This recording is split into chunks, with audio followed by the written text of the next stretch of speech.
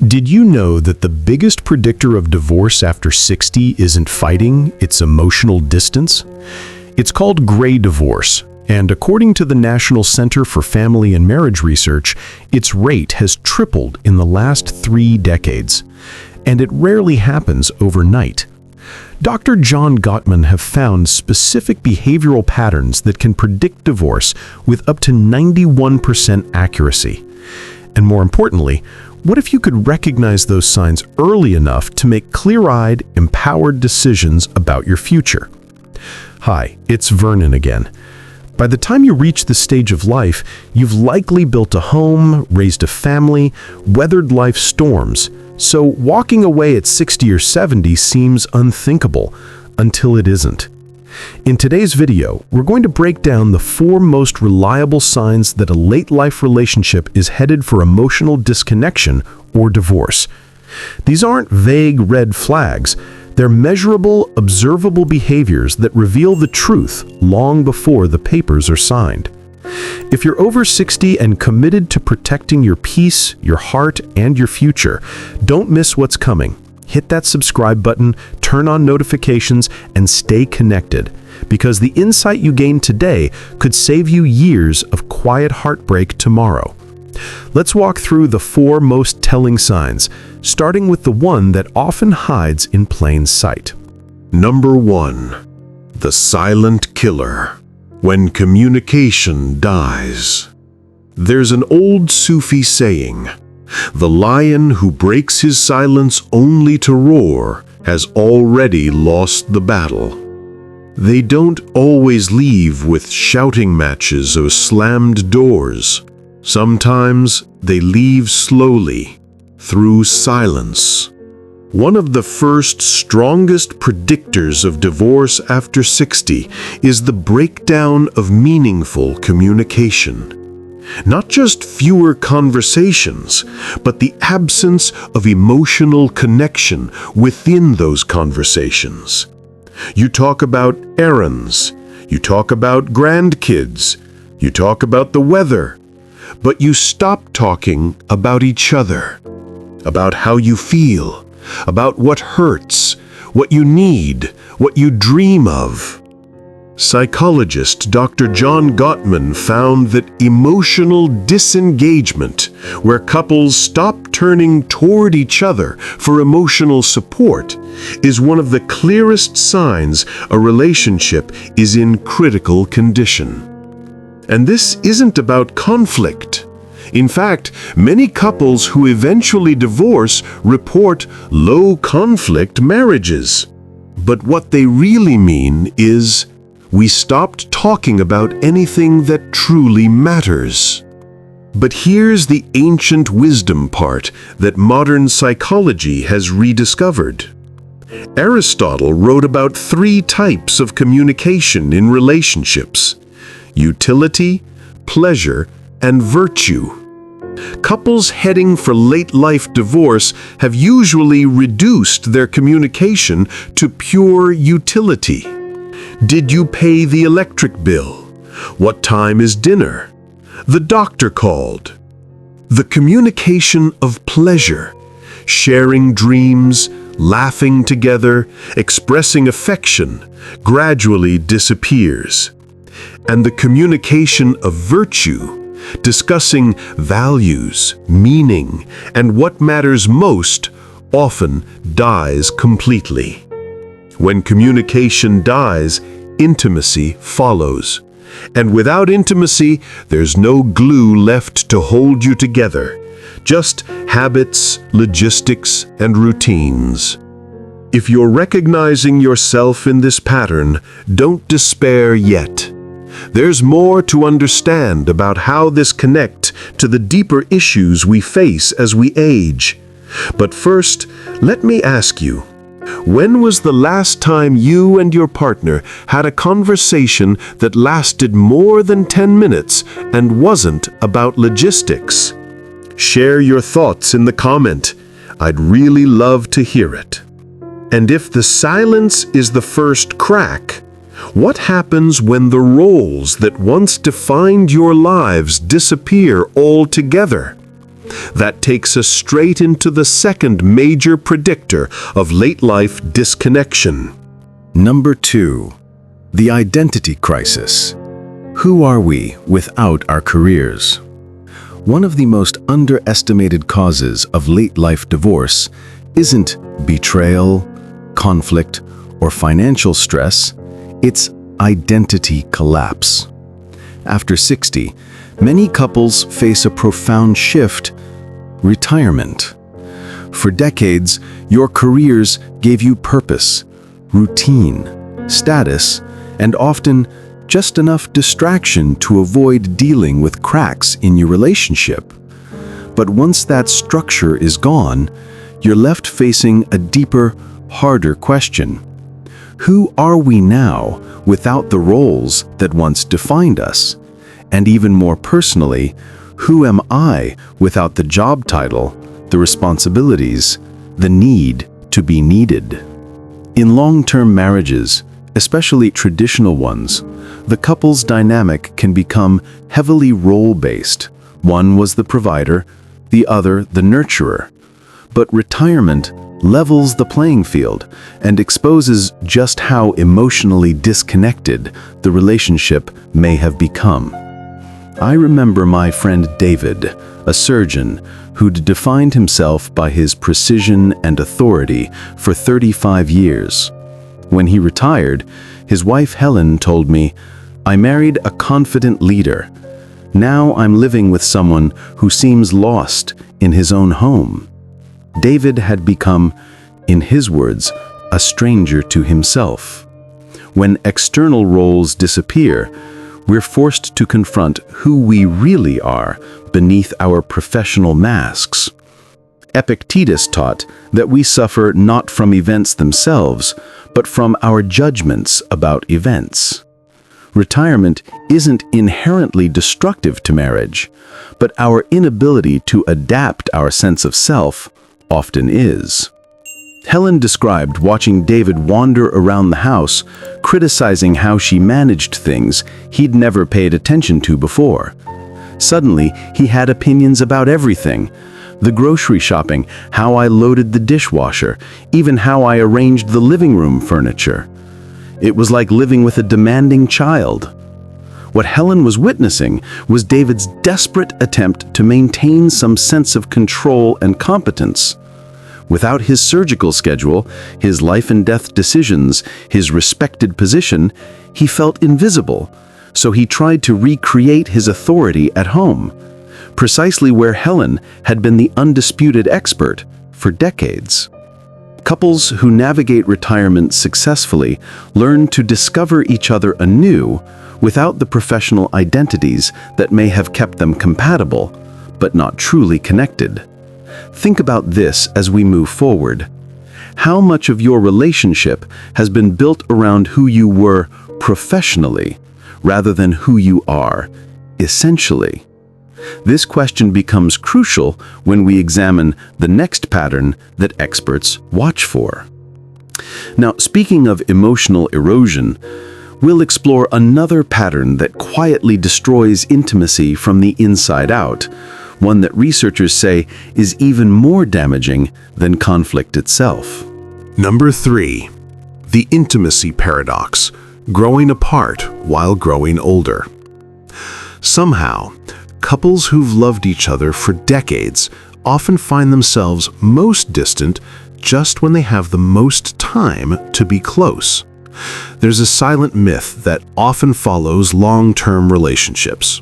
The longer you're together, the closer you become.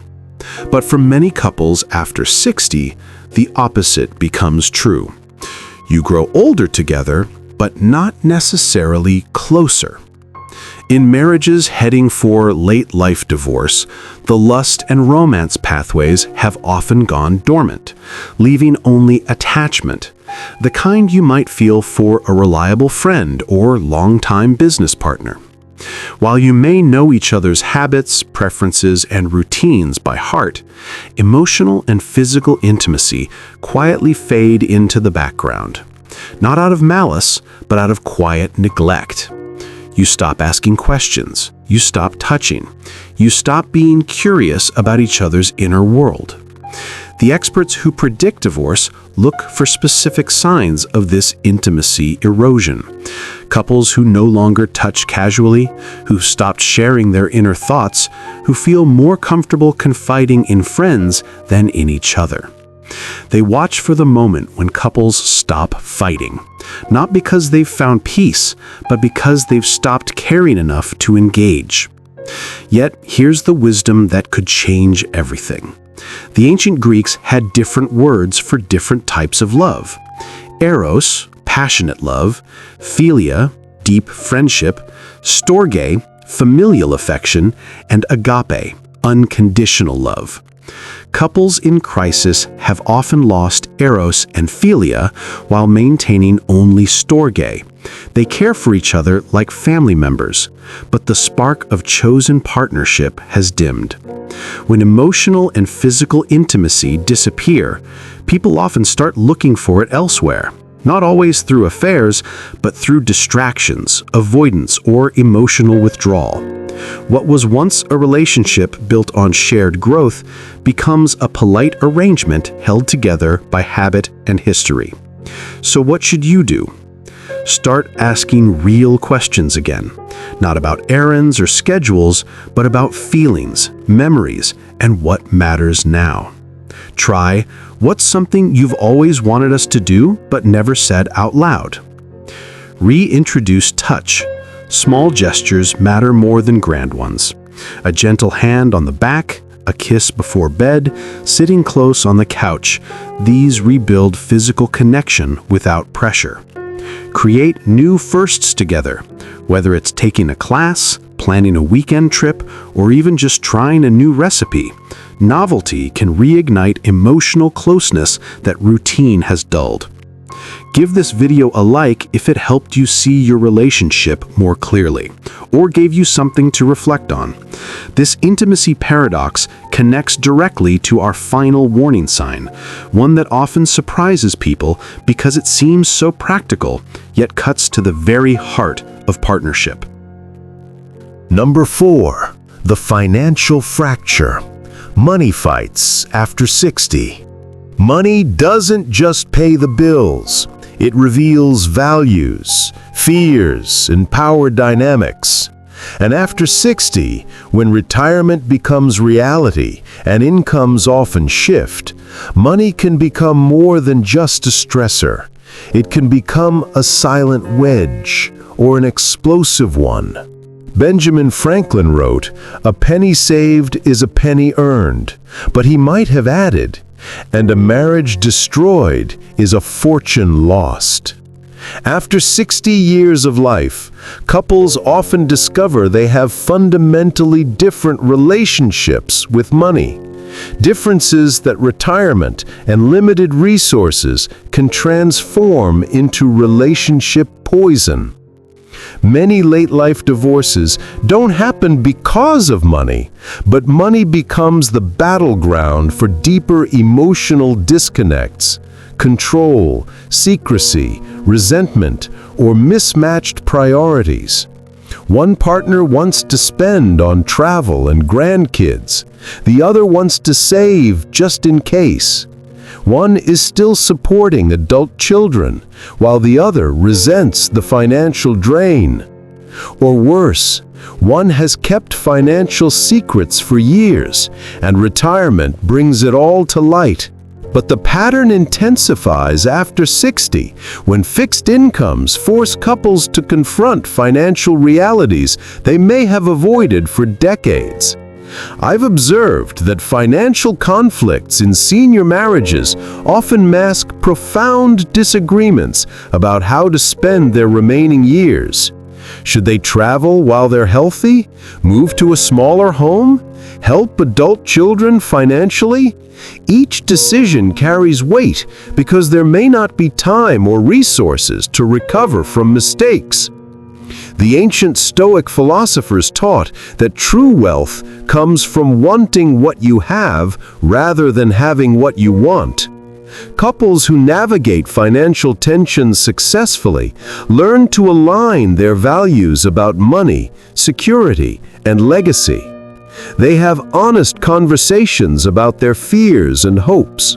They create shared visions for how they want to use their resources and their time. So have intentional money conversations that go deeper than numbers. Talk about values, fears, and legacy. Bring in a financial planner together, not just to manage money, but to mediate meaning. Those who don't often find that money becomes the battlefield where deeper resentments play out. The wife who always deferred financial decisions suddenly wants equal say. The husband who provided financially feels unappreciated when every expense is questioned. Money fights become proxy wars for larger questions about power, respect, and partnership. As we reach the end of our time together, let me return to that startling statistic. Experts can predict divorce after 60 with 95% accuracy. But here's what I want you to understand. Prediction isn't destiny. The 4 patterns we've explored, the death of meaningful communication, the identity crisis of retirement, the intimacy paradox, and financial fractures, these aren't inevitable doom.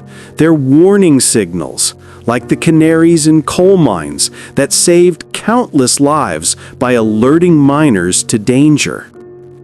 The ancient Greek philosopher Socrates said, "The unexamined life is not worth living."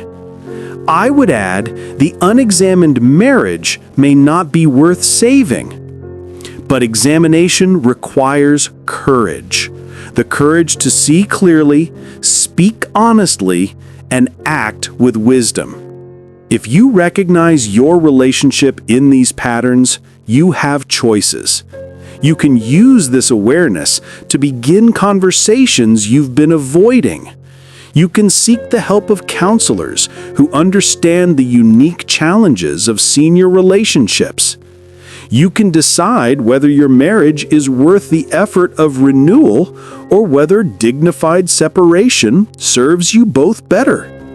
But some couples, with equal wisdom and courage, recognize that they've grown into people who can love each other deeply while acknowledging they can no longer live together happily. There's wisdom in that recognition too. Your marriage, like your life, is still being written. The patterns experts recognize aren't your final chapter. They're simply the current paragraph in a longer story. What happens next depends on the choices you make with the time you have remaining. Don't forget to like this video. It really helps more women like you find this content. I'd love to hear from you in the comments. What part of this conversation resonated most with your experience? And if you're navigating love, loss, or growth after 60, hit subscribe and turn on notifications. I share weekly insights to support you through this powerful stage of life. You deserve a relationship that honors the woman you've become. The ancients believed that wisdom comes not from avoiding difficult truths, but from facing them with an open heart. May you find the courage to do exactly that. This is Vernon. Thank you for watching till now, and see you next time.